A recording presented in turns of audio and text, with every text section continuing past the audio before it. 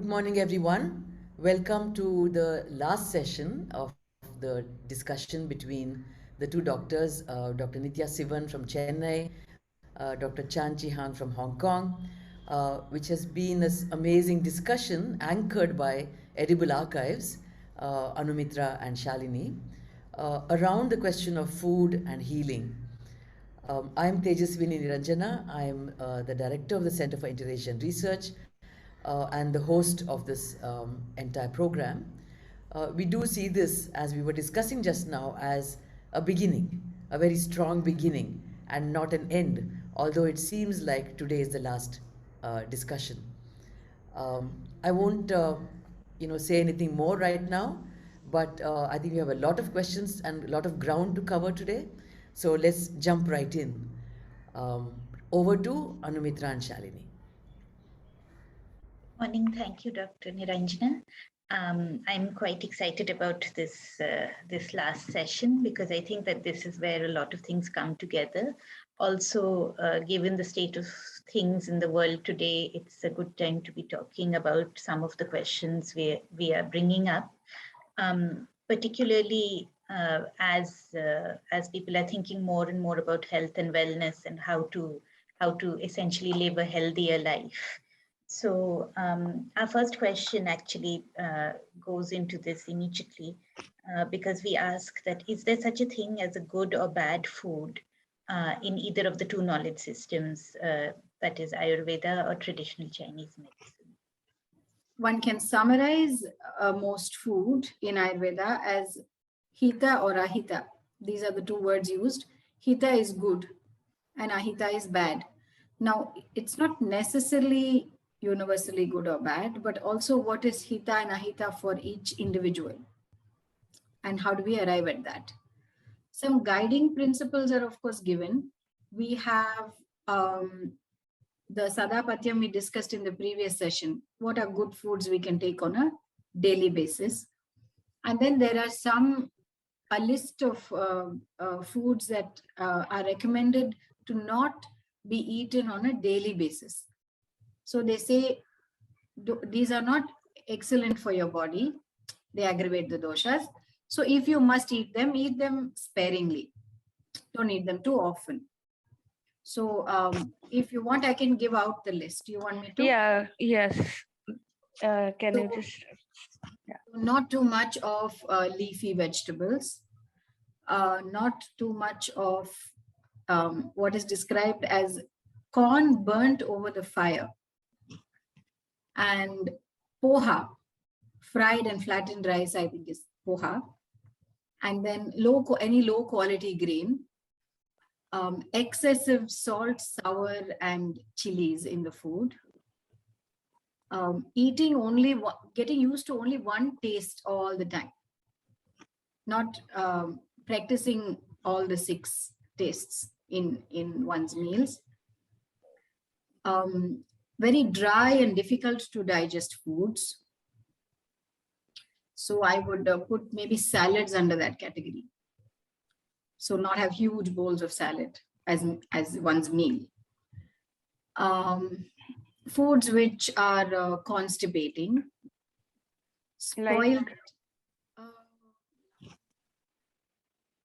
Again, dry foods would be very constipating. Chana, for instance.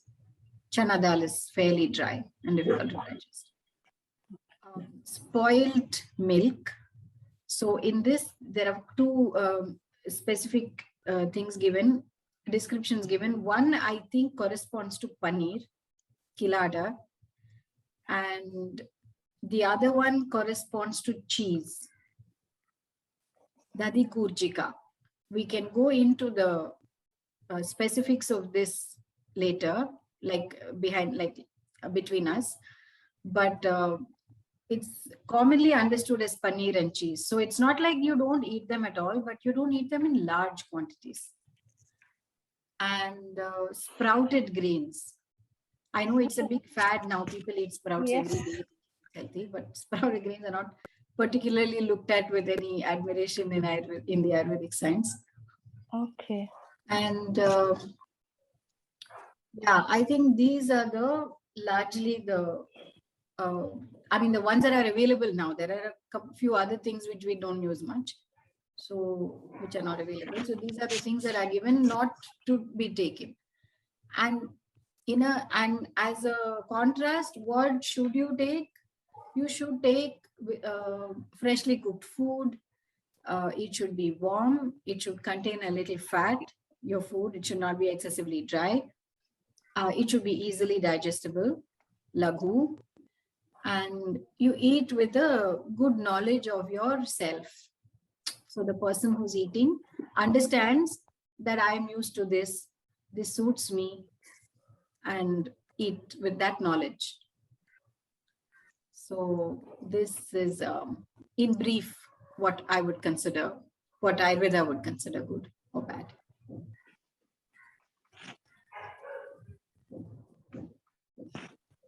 Dr. Chan, will you speak now? 各位早晨，我諗中國同印度一樣，有好深厚嘅文化。古代嘅時候咧，我相信中國人好想用天地人三個概念去選擇食物同埋藥物。除咗上兩次會議嘅時候為大家介紹《神農本草經》嗰個上中下品之外咧，好有趣嘅就係喺醫書上面好少揾到一啲好同唔好嘅食物嘅討論。去到清朝嘅時候咧，更加有一位我哋叫御醫啊，即係幫皇帝醫病嘅醫生咧，佢提到一句説話叫做是藥三分毒，即係凡係藥物咧都有毒性嘅。呢一句説話咧，可以表現到一個時代嘅轉變，亦都彰顯咗中醫過猶不及。Kelvin 過即係太多啦，不及即係唔夠咁嘅意思啦。咁同樣嘅道理用喺食物方面都可以睇到嘅。所以舉個例子，鹿咧，即係 deer 咧，喺中藥嚟講，佢可以愛嚟用藥啦，全身都可以愛嚟做藥，亦都可以愛嚟做食物嘅。咁我哋即係用鹿嘅嗰個部分係好廣泛嘅。咁譬如作為一個獵人咧，咁一隻鹿由頭到尾，由佢個角啊、腳啊、筋啊、心啊、肉啊，全部都可以愛嚟食嘅。但係如果擺喺現代人咧，我哋就唔會食鹿，常食鹿肉啊、鹿心啊，食得多仲會流鼻血。所以呢一個只不過其中一個例子去説明咧，好同壞食物基本都係相對嘅。I wanted to ask a specific question if Dr. Yes. Chang has finished. This, like, I recently had COVID, and I was after, like, as the part of recovery. So first, my doctors. So Nithya was also actually advising me on what to eat and what not to eat. So Dr. Nithya actually told me that just first I went off dairy and off meat and off fat, and then slowly introducing all these things, gradually coming to a normal diet. And mutton was the meat that she suggested me to start first, and after that also, like the say pork and beef, I have not consumed yet, because it's heavy than mutton. So in TCM, if we look at it, what will be the meat which will be considered lighter, and what will be considered more heavy to digest? You mean meat? Yes. Oh, specifically. 首先我好同意Dr. Nithya 嗰個説法。從能量角度嘅概念咧，其實我哋就係當有 Covid 嘅時候咧，我哋就減少輸送去肝同埋腎嘅能量，而集中喺一個表面嘅，譬如肺同埋皮膚同埋腸嘅能量。所以因此我哋就食少啲肉。如果答翻頭先嗰個問題咧，通常中醫會建議人食一啲醃咗嘅豬肉，咁呢個我哋會考慮佢係一個比較溫和嘅肉類，同埋刺激性少啲嘅肉類。Yes, sorry。仲有一個有趣嘅討論咧，就係關於雞肉嘅，因為中國人咧同外國人嘅概念啊，當感冒例如 Covid 嘅時候咧，佢哋食雞個觀念都好唔相同。外國有研究相信咧，嗰個雞肉咧係會幫助喉嚨或者上呼吸道嘅黏膜嘅復合嘅。但係中國人相信感冒唔應該食雞。對我嚟講咧，就係我睇翻個病人嘅體質，簡單講就係強同弱。如果強嘅人咧，佢可以接受到一啲刺激性高嘅食物，例如雞肉。如果例如羊肉呢一啲我哋講係溫性或者大補嘅肉類咧，我哋就唔會建議啦。我希望答到你嘅問題。I have a question. Yes. Doctor, what do you mean by stimulating meat like chicken? How do we understand that? 如果喺西方嘅角度咧，我相信係講緊一啲天然嘅動物激素。So we have natural hormones in some herbs, like 蟲草 cordyceps, and we have natural hormones in chicken in general. So these are very good for recovering. So for example, after big surgery, we do advise patients to take chicken soup.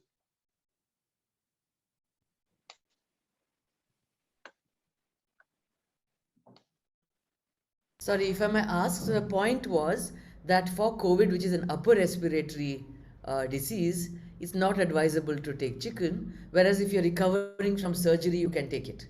I think that was the distinction, right? Pretty much, yes, correct. Sorry, I also missed one thing, which is when you said that you advise consuming a marinade of pork, is that also because it's mild or easy to digest? No, actually, 其實中醫講嘅醃咧，係透過醃料去令到個食物咧走去我哋想去嘅地方。例如用鹹嚟醃咧，就會走入去腎臟。Marinating in the sense you marinate and cook. Yes. Instead of raw meat cooking, you marinate it and cook. I think it's a latter one.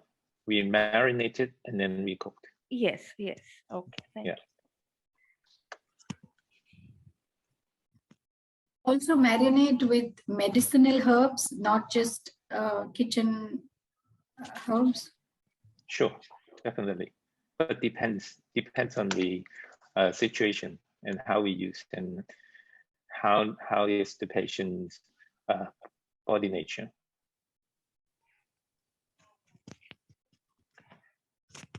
I just wanted to confirm again, whereas Nithya was able to tell us there are some things that are generally good and some things that are generally not good. Dr. Chan is saying that in Chinese medicine, it's not that something is good or bad, it depends on the person, it depends on the condition, and it's very relative. Is that correct, Dr. Chan? Yes, correct. 但係神農本草經阿 Kelvin 咧，之前我哋 send 過俾佢咧，係一個食物嘅表可以參考。其實上品咧嘅意思通常就係個味道比較輕啲嘅，所以可能係越濃嘅味就應該係越少食一啲，個副作用都比較大啦。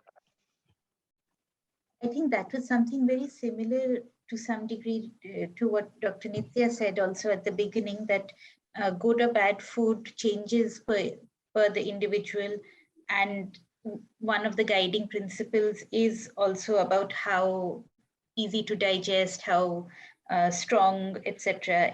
it can be. So I think we are finding some similarities between the two knowledge systems, and that brings me to my next question, which is that we talked about the metaphor of the body as a garden that needs tending and care.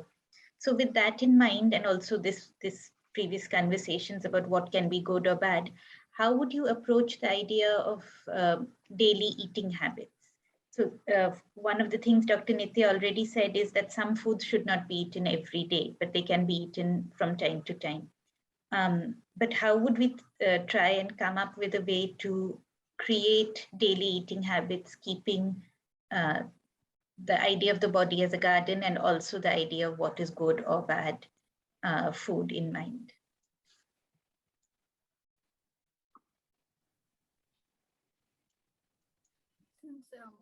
Everything is relative. I mean, we have seen that time and again in both systems. I think the factors to consider while eating, this is what is going to guide us, right? What are we going to eat on a daily basis? There is so much information out there in the medical texts as to the properties of all the foods and what they do, and if one understands one's body well, then one has an idea as to what is good for me and what is not good for me. Initially, an Ayurvedic doctor can help you understand this by giving you access to that information. This food does this to you, this food does this to you. And as you begin an understanding of your own body, you can sort of arrive at that good diet for yourself by understanding being sensitive to what the food does to you. I think that we lose, I think, oftentimes the instinct as to what is right for us, or we stop receiving the signals from our own body as to what is right for us. And in a sense, going to an Ayurvedic doctor and tuning into that is a journey that allows you to make independent choices at the end of the day. And in terms of the medical text itself, the factors, I think I went through it briefly earlier, but it might have been lost in the huge vast amounts of other things we discussed. The factors to consider when eating are first one is, what are the qualities of the food I consume? That's the first. So rice or wheat, is it cooling? Is it heating? Is it light, heavy? These basic gunas, what we call the qualities of the food. Second is the mixtures. What happens when we mix two ingredients? What happens when we process an ingredient? When we marinate it, what happens? When we steam it, what happens? When we fry it, what happens? So all these different ways of cooking things change the qualities also of what we are eating. And the third one is quantity, of course. So what is the right quantity for me? Is again something I don't think we can arrive at this using the calorie structure at all. I mean, to just simply look at a food and say this is so many calories, and therefore something with curd with 200 calories and meat with 200 calories cannot be interchangeable. They're not just 200 calories, right? They're doing so much more to your body. So to go away from calorie wise understanding and to understand what kinds of foods can I consume more of, what kinds of foods can I consume less of. That's one way of looking at quantity. How frequently do I consume something? The third is also another guiding principle, like a rule of thumb given as to when you eat. It says, don't be overly satisfied when you eat. Like, leave a little space. So half your stomach can be filled with solid, quarter can be filled with liquid, and quarter leave it for air to circulate and actually digest the food. So this is a good guiding principle, I feel. It's a practical rule of thumb that any of us can apply to ourselves, which is not measurable in weights or calories or any of those. And the fourth one is habitat. Habitat can mean various things. One is, where is the food grown? Where is it coming from? The second is the land where the user lives. What am I used to? What have my ancestors eaten? What have I grown up eating? And therefore, what am I used to? What is good for me? The third is, the word for habitat is desha in Sanskrit. So desha can also mean the body itself. So is the body healthy? And what will suit this particular body? Then the fifth factor is time, which can again mean many things. The first meaning is, of course, season. So there are seasonally recommended foods and seasonally available foods. The second thing is the age of the person. So what suits a very young child is not the diet recommended for an old, middle-aged or an older person. It changes. And or other kinds of stages in one's life, like if you're pregnant, you have a certain diet, or if you're lactating, you have a certain diet. And so, or if you have, and the third aspect is, of course, if you have a disease, then what stage of the disease are you? So in the beginning of fever, it's a different diet. End of fever, it's a different diet. So time is a huge factor.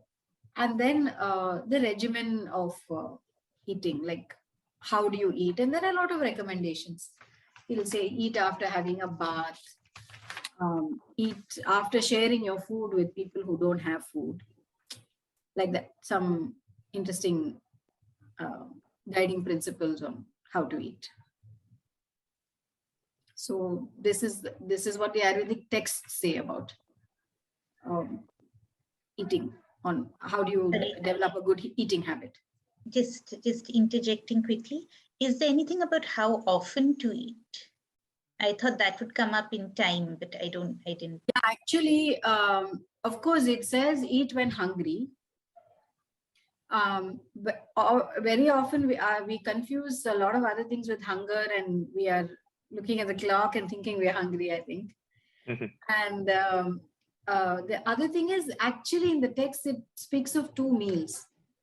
And you must remember, it's a non-vegetarian science. So it's a lot of meat in the food. So if you are eating meat, then 2 meals is, I think, sufficient. There's a morning meal and an evening meal. And it clearly says don't eat too early in the morning and too late at night. And to eat in the morning after your exercise. So I would think like 11 o'clock, 11:30 or 12, before that, before noon, 1 meal, and evening, I think sunset or so, 1 meal. Like a proper meal. Is my understanding. But I think we are awake for longer hours, and electricity's changed the structure of our day. And maybe we need 3, depending on our digestion.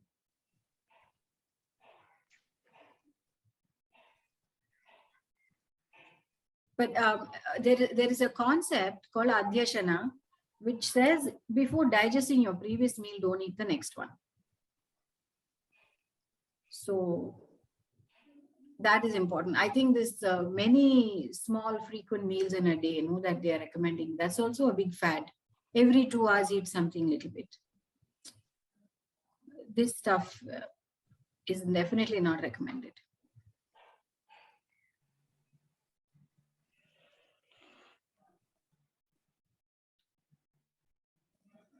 I recognize several things in what Dr. Nithya said, which I've been hearing from Dr. Chan for some years.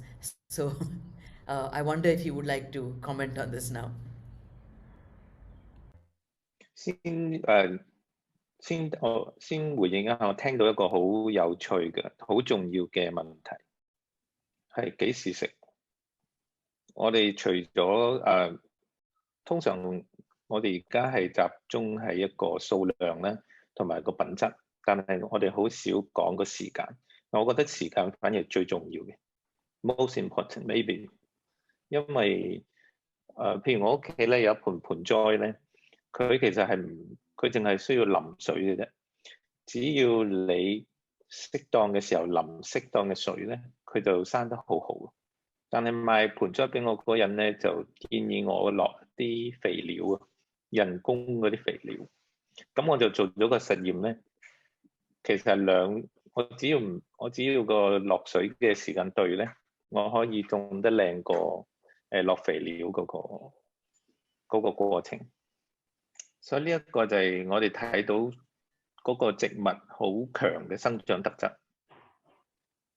咁人又點咧？我睇到一個問題裡面好有趣嘅地方，即係關於花園嗰個比喻。花園咧就相對靜態嘅，人咧係相對動態嘅。如果喺臨床上面咧，花園就好似要打理一個花園，就好似幫退休人士養生。如果講現代人咧，我哋就我覺得比較適合用跑車，點樣去幫一架跑車維修？因為佢哋係個情況係一路變同埋一路損耗嘅，亦都同個地區咧同埋個時間好有關係。我可以提供一啲大嘅方向俾大家參考。譬如中醫講咧，男士咧係着重補腎嘅食物，女嘅係着重補肝嘅食物。所以一般嚟講咧，男性咧會比較用多啲肉啦，同埋酒啦去養生，而女性咧就會用多啲綠色嘅蔬菜啦，又或者啲香料咧去做養生。如果細路仔咧，我哋講細路仔屬純陽之區，咁佢就需要多啲陰。呢一度係講緊，譬如湯水同埋蛋白質豐富嘅食物。咁如果老人咧就係調翻轉咯，咁佢就需要多啲陽嘅食物啦，例如豆類啦、好細嘅蝦啦，同埋一啲生命力好強嘅海藻。所以呢一個咧，亦都係譬如我哋睇下全世界最長壽個食物咧，其中一個 pattern 係沖繩啊，佢哋係食呢啲嘢多嘅。所以雖然咧，即係呢一個係覆蓋唔到即係嗰個問題嘅廣泛性咧，但係我諗係提供咗一個指標咯，大概嘅指標。So will you talk about that now, Dr. Chan, or later? 我啱啱講咗啦，頭先嗰個就係。Yeah. I think we need to move on to the last two questions. Shalini? Can I just add a small thing here? Just an interesting sort of note. You had mentioned about the garden, and I think that comes from Chinese medicine, that analogy. I just wanted to add that Ayurveda has another interesting analogy here about how to take care of the body. 3 analogies, actually. The first one is that of a chariot. It says if you were to use the way a charioteer protects his chariot, takes care of it, and makes sure that it lasts till the end of its life. And one must protect one's body. And similarly, the other example given is that of a lamp, where it has a wick and oil, and it is lit. And if you ensure that the oil and the wick and everything is kept properly, and it will burn till the end, that wick, the body will also last till when it is supposed to, if you take care of it in that way. So these are the analogies given in our text. So actually, I wanted to go back, our next question also to something that both of you said, which is when you're describing what daily food should be like, how do we, as modern people living in our lives, often very urban lives, how do we handle our own urges for particular tastes? Like people have sweet cravings, or late at night, you should eat around sunset, but then you are awake till 11 o'clock and then you feel hungry. How do you handle all of those? How do you balance those against what is good for the body?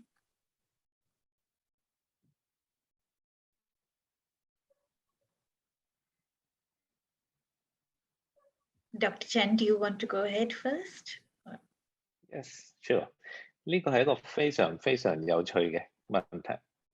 我成日同病人講，舉個例係對鹹嘢嘅慾望，或者對零食垃圾嘢嘅慾望，呢個係中醫裡面嘅腎虛。當我哋利用藥物啊或者其他方法去醫好佢嘅腎臟嘅時候咧，呢個症狀會消失。如果你一啲嚴重嘅病人咧，我哋就會用翻第一次俾大家睇嗰個圖，係5行嗰個圖。大家記得咧，就用土去制水，所以第一個步驟咧就補充腎嘅能量，譬如請佢食多啲黑色嘅嘢啦，同埋種子啦，再去增強腎嗰個能量。第二個步驟咧就係增加脾臟，即係消化系統個能量，即係譬如食多啲五穀，或者用天然嘅糖去減少呢個成癮咧。當去到成癮嘅地步，通常效果都好好。我會同病人講個結論咧，就係每個反應咧都係有身體嘅需要，即係代表身體嘅需要，所以我哋需要尊重佢。只不過我哋用第二個方法去取代嗰種即係成癮嗰個叫做咩？craving 嘅行為咯，其他嘅 craving 都可以用類似嘅方法解決嘅。舉例啊，例如對煎炸嘅成癮啦，或者個慾望咧，都可以用增加肝嘅能量去解決嘅。So basically, it's all in the diagram I show you.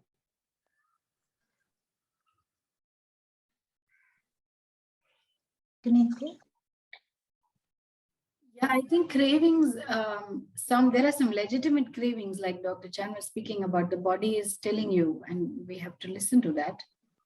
And there are also cravings that come from simply habit. So we are habituated to eating at 10 in the night, or we are habituated to eating something sweet at the end of a meal. So some of these habits, which are considered bad, actually. So for instance, in Ayurveda, the sweet taste is what you indulge in first at the beginning of a meal, not at the end of a meal. So these are things we can change. We can talk to the patient and advise them on what is the right way to eat. There is also the entire realm of I'm used to this, but it's not good for me. And this is good for me, but I don't like it, or I'm not used to it. So in that case, actually the guiding principle we use is that over 7 days, slowly 1/4 by 1/4 by 1/4, weed out the bad and introduce the good. So you don't do it overnight or suddenly, but if there is a desperate craving for having, if the patient is used to eating curd every day and we want them to stop, then we say, okay, slowly reduce it and stop it. And instead introduce the good thing. And this is also a very important principle that we use in patients, where the patient wants to get off some of the long allopathic medicines that they have been taking, but which are actually harming them in the long run. And they don't want to take something lifelong, but they're already taking it for a few months and the body is used to it. Then how do you treat that patient? Then you slowly reduce the allopathic drug and then you introduce the Ayurvedic medicine so that the body gets used to the situation.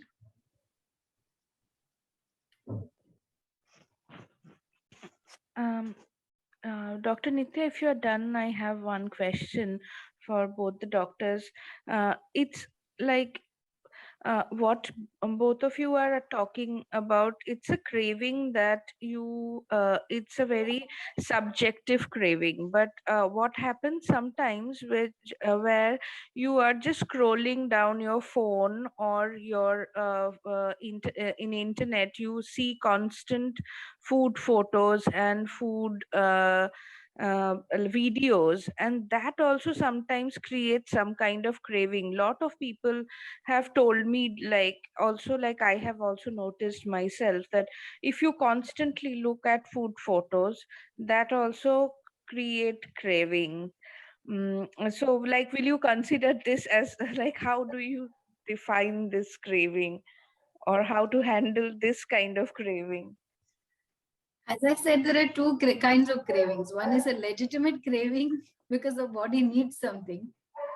And then there is what is created by all the things that are around us and our minds, which I think that's an individual journey that everybody needs to take. Because food is only one of the cravings, no? I mean, what you look at on the phone, I mean, there are all kinds of indulgences in all manners, in all manner of things. It may be shopping, it may be all kinds of things that we don't need, that the internet is making us want to buy and eat or wear or whatever, use. 我覺得呢個係突顯咗個肚啊，即係脾胃嗰個重要性。呢個肚係代表家庭同埋所有嘅習慣。如果我哋一個好強嘅家庭或者好強嘅習慣咧，你就做唔到呢啲嘢，因為你阿媽會管你同埋鬧你咯，同埋阻止你。It's all about habits. I agree. I think that's a wonderful way of putting it. If we go back to the analogy of a garden or a lamp or something, looking at the body as something that is being given to us to take care of, as opposed to this concept in the West of free will, of I can do whatever I want whenever I want. I can eat whatever I want whenever I want. And don't take that away from me because it's my freedom. If you take that concept away and look at it as this body is something I need to take care of, then I think it's about building good habits, building a discipline, and learning to respect the body first. That doesn't mean that one doesn't eat good food or one doesn't indulge in nice food, but one respects it. I think that's the best word I can come up with. Shalini, I think we're nearly at the end of our session. I was just going to say, I don't know if we have time to really go into the last question in a lot of detail, but overall, Anumitra, let's just quickly talk about some of the lenses that we've already discussed as ways in which we can think about food in this context. So the main thing both of us were thinking about is the importance of balance in both Ayurveda and traditional Chinese medicine. The idea that everything needs to be in balance with each other, in balance with the body needs to be in balance with the environment around it. I think that is one of the most important lenses that this series of conversations has elicited.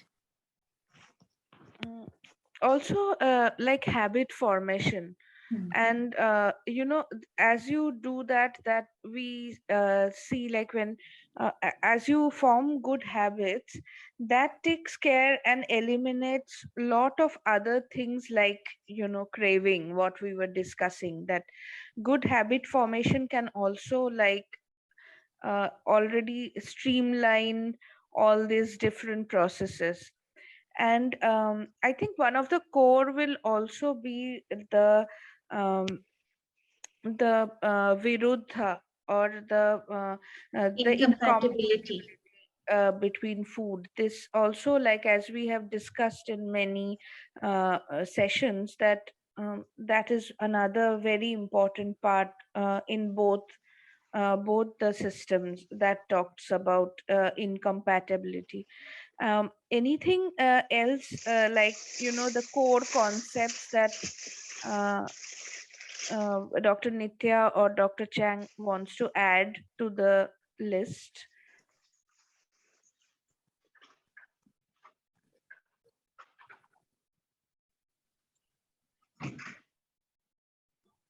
Both systems talk about it being relative, that there are guiding principles and then there's the patient. And understanding that it's not in conflict with each other, the guiding principles and the fact that each person needs something slightly different at different times. So, Yes. So nothing is really like black or white or good or bad, really. But everything has a use at the right time, right place.